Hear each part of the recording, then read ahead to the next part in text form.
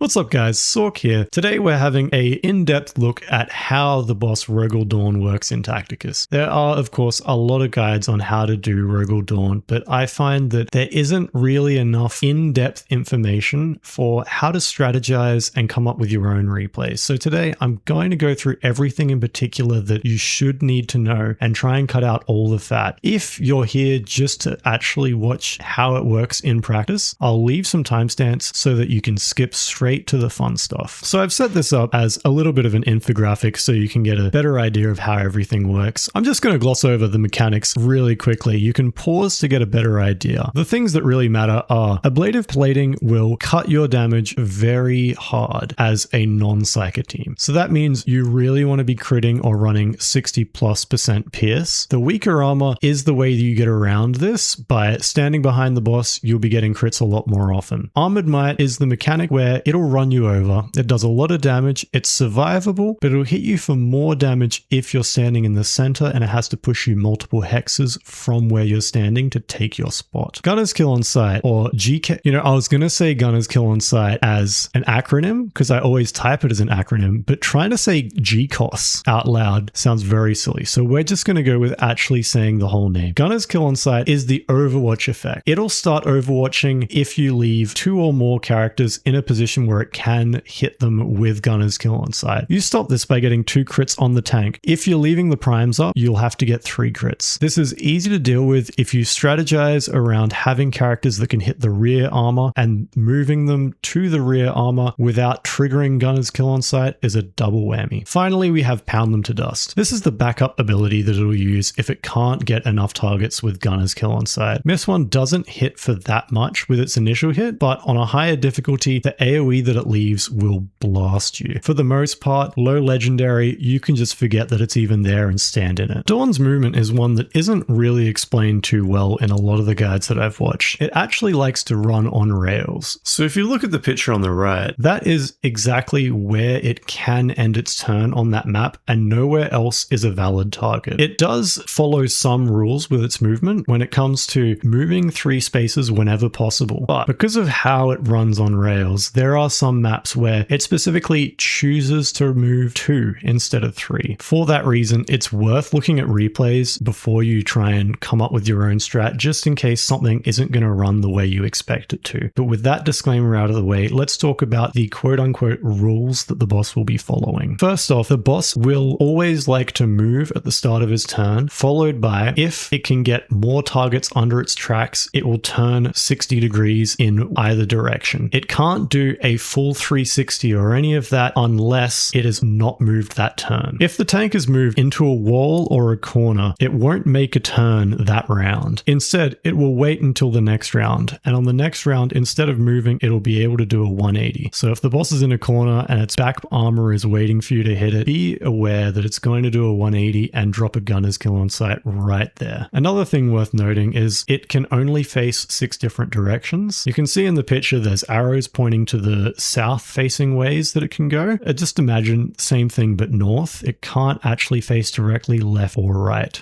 Now, just to touch a little bit further on the whole on-rails thing, we have some nightmarish looking pictures here to explain what I'm talking about. If you watch a replay of the map on the right, you'll notice that he isn't moving 3 spaces the first turn, and if he goes all the way down, there's going to be a second occasion of him going 2 spaces instead of 3. Also, I do believe when it's in space number 7 at the bottom right and it's run into the wall, it can sometimes make a turn that isn't a 180. Now that we've got the boring stuff out of the way, these are the kind of numbers you should expect when you're facing this boss with each team. Keeping in mind that those Mythic 2 scores are just from replays from last season that we had Mythic 2. For example, my Mythic 2 there was running a non-Mythic Zakar and I wasn't using Abaddon. So there's a lot of room for improvement. On the same note, Reanimator wasn't out at the time, and I don't believe that our Lavi player had the most enormous setup. So next time M2 comes around, I'm sure that these numbers will skyrocket. When it comes to the legendary versions of the fight, you can see here that Lavi does absolutely absolutely destroy the boss given it's the right map. And admech always destroys the boss. Because the boss is so on rails, you can always just figure out exactly where he's going to be and make sure that Exeter Row gets as much damage as possible. Neuro players, on the other hand, should be expecting pretty much exactly the same performance as they would on a mythic version of the fight, because Pierce completely ignores half of the mechanics. This is going to be a little bit different to what you're probably used to seeing in a YouTube video about a boss, but I'm going to go through my thought process when I came up with the strategy for facing this boss last time around. Keeping in mind that you can of course just not do it and watch someone else's replay, but at the time my team wasn't very well developed and there weren't enough players coming out with replays for Neuro for me to copy. So when I was crafting this replay, I wasn't actually aware of the running over thing. So I thought that leaving Gunner's kill on sight targets was the way to get him to turn bottom right. You'll see in this replay that he does actually do what I want, but there are ways to do this that work exactly right with this opener, even if it turns to the left. So I went in, I took a screenshot of the boss fight and I put it in Snipping Tool. This is how I always start my theory crafting. I'll go in and I'll write down the main letter of each character so I know where they're going to go, and I'll think about where's the boss going to go and what's he going to do about this. I then put it into practice. So what we've got here is the boss doing exactly what I wanted despite me not having 100% chance at it. Then I look at this and I plan out, well, what's next? I want Abaddon to try and break the Gunner's kill on sight, so I'll be using his active ability and hitting the back armor twice. There is a very high chance that this breaks it. Worst case scenario, Ahriman can also attack from behind and have a higher chance at critting. I'm then trying to move both of the summoners into a position where I can use their Book of Fates to get multiple hits out of Zakar, while also having Zakar in a position where he's getting the buff from both Neurothrope and Abaddon. Because Zakar takes up 3 hexes, it's fairly easy to get both of those buffs in this position. Another thing worth remembering is once the boss is moved, you would like to have Zakar in a position where he can do another hit before he bounces back. Because the boss is scripted, we know the next thing it's going to do is run straight into the wall, and instead of turning around, it's going to stay still. When it's in a position like this, it doesn't like to drop a Gunner's kill on sight, so instead it does a pound to dust. We've got Zakar in a position where he can do a clapback attack before bouncing, and then we can begin our turn. At this point, a lot of it isn't theoretical anymore, so I'm just going to show what I did and how it looks. We've moved Abaddon into a position where he can get more buff coverage for the team. We've got Ahriman in a position where he can hit the back armor with an active ability. That way, on the off chance that a guardsman is standing next to the tank next turn, he might be able to get a chain hit into the guardsman, getting a refresh on his active ability. We've also still got good coverage of the buff on Zakar, and everyone is also buffing Archimatus, which is actually more important than you might think. Because he gets 3 100% pierce attacks on fire hexes, it ends up adding up. Those attentive viewers may have noticed something that I've missed. See, I did all the theory crafting for this run before I knew exactly how the boss works, so I haven't left anyone in a position that might bait the tank to run them over. Because of this, we know the boss is going to move back to the center where it was before, because that's the on-rails position. What's it going to do next? I didn't leave anyone to bait the tank, therefore there's actually a good chance that it decides to go north instead of to the left, which is where I actually want it to go. But because this is a replay that I'm showing to feel good about myself, it's not one where it goes wrong. And here is where it ends up. From here, we know exactly where it's going to move because it moves before turning. So it's going to run straight into the wall. Next turn, it's going to turn around, and that's going to be it. That means what we have left to do is just try and get as much damage as possible. To do this, we want to try and maximize buff coverage between Neurothrope's non-crown and Abaddon's passive ability. And at the same time, we are able to get that refresh on the Ahriman active if we hit the tank first with him. From here, I do think that this is all on rails things that you should be able to figure out yourself. So this is as much as I'm going to show from this before showing a real replay. With that, we're going to look at the Mythic 2 Dawn fight. This is my run from last time that came around, and this was before I had Abaddon, so we're going to have a good idea of just how much value you can get out of Eldryon. You'll also notice the lack of a Mythic Zakar, which honestly doesn't matter as much as you would think. In this fight in particular, nothing actually will be hitting Zakar, so you don't have to worry about him dying, and that's the most important reason to level him up besides the Mythic buff. Because Mythic 2 has pretty high level guardsmen, I actually used an active there to clear the mobs. I wanted to set things up so I can get as many hits from behind to try and break Gunner's kill on sight and not wipe the team. With Abaddon on the team, that previous strategy that I was talking about where you can go in and use his active for 2 hits is actually more ideal because you have more chances to break it. You'll also see me getting a little bit punished for doing those summons at the beginning, but I think they were were the right play. Even though they're going to trigger a gunner's kill on sight hit, they were very important for clearing out the ads, which really just mess with your game plan. When running this team, the two important things that you want to be making sure are happening are A, the Norn crown is within range of Zakar, so he's getting that damage buff, and B, Eldryon is 2 spaces away from the boss to make sure that his buff is also being applied, because Zakar is getting a lot of hits every turn, so each one of those hits is getting a pretty big bonus from all of those buffs. I never told you this was going to be a pretty run. You can see all the faults with my strategy that I came up with at the time, including Arky getting killed. And we end off that run with 980,000 damage, which at the time was one of the earliest hits for Zakar against this boss, so we were all very proud to see this. But nowadays, there's a lot more potential. Next up, we're going to have a Lavi replay for the same fight on Mythic 2. This one was by Ulf. Ulf is our top Lavi player, and honestly, I think he's our top player in general. We have a lot of really good players, but he's always at the top of our leaderboards, and our leaderboards are weighted by how much the damage matters for that boss in particular, so it's hard to argue that anyone can beat him. Now let's have a look at his opener. You can see that he's put Karian into a trench, and he's dropped a spore mine on the left-hand side. He's also made sure that there's only one target to the south, so the tank isn't going to be doing a gunner's kill on sight to the south. After the boss has moved 3 spaces, he's always going to turn to the right-hand side, which is exactly what we want in this case. And a cool thing that we can note is Lavi doesn't have to move from his position, so he can get the bonus to damage that his passive gives. Along with that, the spore mine was in the right spot to just move forwards, not trigger any gunner's kill on sight, and give him the mythic buff. You'll also note that Lavi is great for being able to use his active ability, increasing the crit chance of the next attack that happens from the team, which will be great for clearing gunner's kill on sight when in doubt. Yet again, we have the example of it isn't going to be dropping a gunner's kill on sight to the right there, so it does a pound to dust. You can also see that he's placed Boss Gulgorts right at the back so that he can break the overwatch and move Karian into a safer position. You, of course, on Mythic cannot get away with just standing under the tank's tracks. Another cool thing to note is because of how this map is set up, Lavi can really just stand where he wants to and keep hitting the boss without losing the bonus for standing still. He's dropped a spore to the left, so once the tank has done its movement, it has 2 options, north or southwest. The southwest is the only one that has a target under its tracks, so that's always going to be the direction that it moves. This is great because you can't really just have the team chasing the tank, and also because Lavi is not going to have to move at all the entire time. He's just constantly getting the full buff from standing still. Another cool thing to note is the Biovore is high enough level for those spores to survive the first hit from Pound to Dust. Because of that, he's still going to get the 20% buff from it. You'll also note the normal things you'd expect from a Lavi replay, where Boss Gulgorts is placed just out of range of the boss so that he can use his active and give the buff to Lavi, giving him a second attack and allowing for a massive hit. Yet again, big thanks to Ulf for letting me use his replay in this video. Much appreciated. Next up is admech. Now, our admech player, Yagyuu, is probably the best admech player in the game. That has nothing to do with the fact that absolutely no one plays the team anymore. It's just because he's that good. As you can see in the screenshot here, he hits like a truck, and he's got a video for this boss on L2 and M2. It's on his YouTube channel, and I'd love to not steal the views from him, so I'm going to link both of those replays in the description. That way you can just give it a look if you're interested. Just before we finish off the video, I did want to have a little look at the maps. You'll notice that there's 5, which is a lot more than you'll ever see while playing. We have seen map number 3 so much more than all the others, it's insane. But I will note that map number 4 is really good for Lavi because it has a high ground slot that he can make the most of quite often. As I'm recording this, I have just noticed there is now a map number 6 that I haven't shown in this picture. If you go back in the video, it's one that I used for an example of how the boss is on rails. It's also another really good Lavi map. We haven't seen it yet at Mythic, but I'm sure it's going to come up soon. Outside of that, maps number 1, 2, and 5 are far more frequently used for the epic difficulty rather than legendary and mythic.